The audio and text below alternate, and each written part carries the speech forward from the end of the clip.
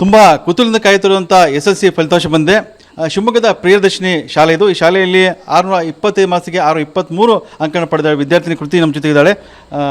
First ನಿಮಗೆ ಕಂಗ್ರ್ಯಾಚುಲೇಷನು. ಹಾಂ, ಹೇಗೆ ನಿರೀಕ್ಷೆ ಮಾಡಿದ್ರಿ, ಹೇಗೆಲ್ಲ ಸ್ಟಡಿ ಮಾಡಿದ್ರಿ? ಫಸ್ಟು ಇವಾಗ ಸ್ಕೂಲಲ್ಲಿ ಬೆಳಗ್ಗೆ 8 ಗಂಟೆಯಿಂದ ರಾತ್ರಿ 8 ಗಂಟೆ ತನಕ ನಮಗೆ ಸ್ಕೂಲಲ್ಲೇ ಎಲ್ಲ ರಿವಿಷನ್ ಆಲ್ಮೋಸ್ಟ್ ಎಲ್ಲ ಪಾಠ ಅವರೇ ಹೇಳ್ಕೊಡ್ತಿದ್ರು. ಏನಾದರೂ ಡೌಟ್ಸ್ ಇದ್ದರೆ ಕ್ಲಿಯರ್ ಮಾಡಿಸ್ಕೊತಿದ್ರು. ಆಮೇಲೆ ಇವಾಗ 8 ಗಂಟೆ ಆಮೇಲೆ ಮನೆಗೆ ಹೋದಾದಮೇಲೆ ಸ್ವಲ್ಪ ಒಂದು 11 ಗಂಟೆ ತನಕ ಸೆಲ್ಫ್ ಸ್ಟಡಿ ಮಾಡ್ತಿದ್ದೆ. ಮತ್ತು ಬೆಳಗ್ಗೆ ಟೈಮ್ ಏನಂದರೆ ರಿವಿಷನ್ ತುಂಬ ಚೆನ್ನಾಗಾಗುತ್ತೆ, ಮೈಂಡೆಲ್ಲ ಕ್ಲಿಯರ್ ಆಗಿರುತ್ತೆ. ಅದಕ್ಕೆ ಏನೇನು ಓದಿರ್ತೀವಿ ಅದೆಲ್ಲ ಬೆಳಗ್ಗೆ ರಿವಿಷನ್ ಮಾಡಿಕೊಂಡ್ರೆ ಅದು ತಲೆಯಲ್ಲಿ ಉಳಿಯುತ್ತೆ. ಸ್ಕೂಲಲ್ಲೆಲ್ಲ ಇದು ಡೌಟ್ಸ್ ಕ್ಲಿಯರ್ ಮಾಡಿಕೊಂಡು ಮನೆಗೆ ಹೋಗಿ ಸೆಲ್ಫ್ ಸ್ಟಡಿ ಮಾಡಿದರೆ ತುಂಬ ಈಸಿಯಾಗಿ ಎಕ್ಸಾಮ್ ಇದು ಮಾಡ್ಬೋದು. ಅಂದರೆ ನೀವು ಸ್ಕೂಲ್ ಮಾತ್ರ ಅಥವಾ ಟ್ಯೂಷನ್ ಹೋಗಿದ್ರಾ? ಟ್ಯೂಷನಿಗೆ ಹೋಗಿಲ್ಲ. ಸ್ಕೂಲಲ್ಲಿ 8 ಗಂಟೆಯಿಂದ 8 ಗಂಟೆ ತನಕ ಅವರೇ ಎಲ್ಲ ಹೇಳ್ಕೊಡ್ತಾರೆ. ಅವರೇ ತುಂಬ ಚೆನ್ನಾಗಿ ಹೇಳ್ಕೊಡ್ತಾರೆ. ಇದು ಒಂದು ಸ್ವಲ್ಪನೂ ಡೌಟ್ ಇಲ್ಲದೆ ಎಲ್ಲ ಕ್ಲಿಯರ್ ಆಗಿರುತ್ತೆ. ಅದಕ್ಕೆ ಮನೆಗೆ ಹೋಗಿ ಸ್ವಲ್ಪ ರಿವಿಷನ್ ಮಾಡಿಕೊಂಡ್ರೆ ಸೆಲ್ಫ್ ಸ್ಟಡಿ ಮಾಡಿಕೊಂಡ್ರೆ ಇದಾಗುತ್ತೆ. ಓಕೆ, ನಿಮಗೆ ಸಬ್ಜೆಕ್ಟ್ ನೋಡಿದಾಗ ಎಲ್ಲ ಔಟ್ ಆಫ್ ಔಟ್ ಬಂದೆ. 2 ಮಾರ್ಕ್ಸ್ ಹೋಗಿದೆ. 2 ಮಾರ್ಕ್ಸ್ ಯಾವ ಸಬ್ಜೆಕ್ಟ್ ಹೋಯಿತು? ಸೈನ್ಸ್. ಓಕೆ, ಸೈನ್ಸಲ್ಲಿ ಹೋಗಿದೆ. ಓಕೆ, ಅಂದರೆ ಎಲ್ಲ ಕೂಡ ಇತ್ತಾ? ಔಟ್ ಆಫ್ ಔಟ್ ಬರ್ಬೋದು ಅಂತ ಲೆಕ್ಕಾಚಾರ ಇತ್ತಾ ಕ್ಯಾಲ್ಕುಲೇಷನ್ ಮಾಡಿದಾಗ? ಸೊ ಇದ್ರ ಹಿಂದೆ ಎಷ್ಟು ಪರಿಶ್ರಮ ಇತ್ತು ಅಂತ, ಟೀಚರ್ಸ್ದು, ನಿಮ್ಮದು, ಪೇರೆಂಟ್ಸ್ದು? ಅಂದರೆ ಟೀಚರ್ಸ್ದು ಎಫರ್ಟ್. ಹಾಂ, ಟೀಚರ್ಸ್ ತುಂಬ ಪರಿಶ್ರಮದಿಂದ ಬೆಳಗ್ಗೆಯಿಂದ ಸಂಜೆ ತನಕ ನಮಗೆ ತುಂಬ ಅಚ್ಚುಕಟ್ಟಾಗಿ ಎಲ್ಲ ಹೇಳ್ಕೊಟ್ಟಿದ್ದಾರೆ. ಇವಾಗ ಏನಾದರೂ ಡೌಟ್ಸ್ ಇದ್ದರೆ ಅವರೇ ಕ್ಲಿಯರ್ ಮಾಡಿಕೊಡ್ತಾರೆ. ಅವರೇ ಹೇಳಿಬಿಟ್ಟು ಏನಾದರೂ ಡೌಟ್ಸ್ ಇದ್ದರೆ ಹೇಳಿ ಪುಟ್ಟ ಅಂತ ಅವ್ರು ತುಂಬ ಚೆನ್ನಾಗಿ ಹೇಳ್ಕೊಡ್ತಾರೆ.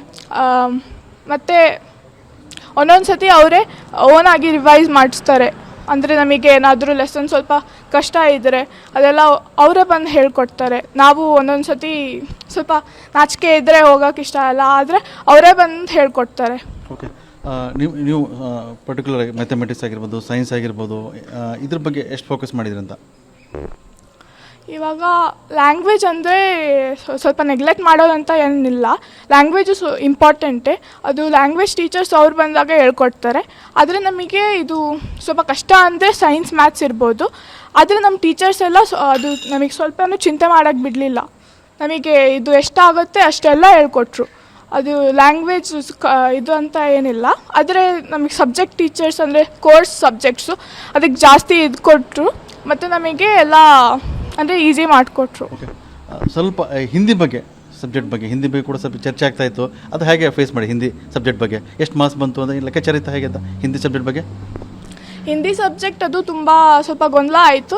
ಅಂದರೆ ಸ್ಟಾರ್ಟಿಂಗಲ್ಲಿ ಅದು ಗ್ರೇಡ್ ಅಂತ ಹೇಳ್ತಿದ್ರು. ಇವಾಗ ಆಮೇಲೆ ಮಾರ್ಕ್ಸು, ಆಮೇಲೆ ಇನ್ನೊಂದು ಸತಿ ಗ್ರೇಡ್ ಅಂತ ತುಂಬ ಏನೋ ಡಿಸ್ಕಸ್ ಮಾಡ್ತಿದ್ರು.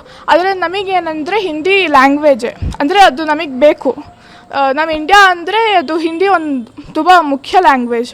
ಇವಾಗ ನಾವು ಅದನ್ನು ಇದು ಗ್ರೇಡ್ ಅಂತ ಕನ್ಸಿಡರ್ ಮಾಡಿದ್ರೆ ಹಿಂದಿ ಓದೋರೆಲ್ಲ ಅವರಿಗೆಲ್ಲ ತುಂಬ ಇದಾಗಿಬಿಡುತ್ತೆ. ಅದಕ್ಕೆ ಅದು ಹಿಂದಿ ಮಾರ್ಕ್ಸ್ ಆಗೇ ಕನ್ಸಿಡರ್ ಆಗಿದ್ದು ತುಂಬ ಖುಷಿ ಆಯಿತು. ಮತ್ತು ತುಂಬ ಟೀಚರ್ಸು ಅವರು ಇದು ವಿಡಿಯೋ ಎಲ್ಲ ಮಾಡಿ ಅಂದರೆ ಅವೇರ್ನೆಸ್ ಕ್ರಿಯೇಟ್ ಮಾಡಿದರು. ಹಿಂದಿ ಮಾರ್ಕ್ಸ್ ಆಗಿ ಉಳಿದು ತುಂಬ ಖುಷಿ ಆಯಿತು.